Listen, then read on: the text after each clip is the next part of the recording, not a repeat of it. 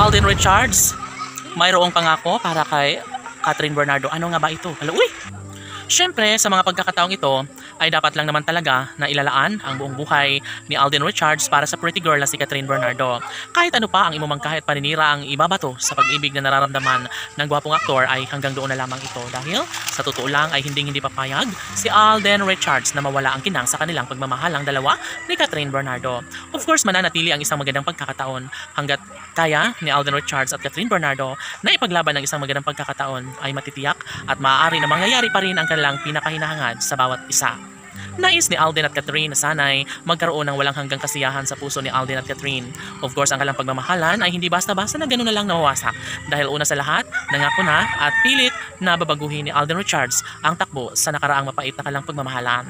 Nais ni Alden Richards na mas magiging makulay at magiging mabunga na ang kanilang pagmamahalang dalawa ni Kathryn Bernardo. Laging hanap-hanap sa tuwina ang isang pag-ibig para lamang sa buhay ni Alden at Kathryn. Ito ay isang magandang pagkakataon na dapat sanay ibabahagi at imumungkahi ang isang magandang pagkakataon. Nais ni Alden at Kathryn na magkaroon sanay ng walang hanggang kaligayahan sa mga puso.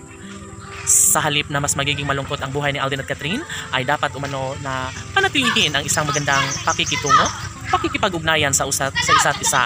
Sabi nga ni Alden Richards na makulay na ang kanyang buhay, lalo na ngayon at nakilala niya ang pretty girl na si Kathryn Bernardo at natitiyak ng binata na ito na talaga ang kanyang makatuluyan at makasama habang buhay. Kahit ano paman ang ibabato sa kanilang pagmamahalan ay hindi na kailangan pang baguhin pa ni Alden Richards ang kanyang pagmamahal para sa pretty girl na si Kathryn Bernardo. Huwag lamang magtanim ng kalungkutan sa buhay ni Alden dahil tsak umano na mas maaapektuhan lalo ang kanilang milyon-milyon ng mga tagahanga. Of course, mas ibabahagi pa rin ni Alden Richards ang kasaganahan at kaligayahang nararapat lamang na sa kanila ay maipagpatuloy. Walang magagawa ang mga bashers kung patuloy na ipapadama ni Alden Richards ang kanyang tunay at wagas sa pagmamahal para sa dalaga.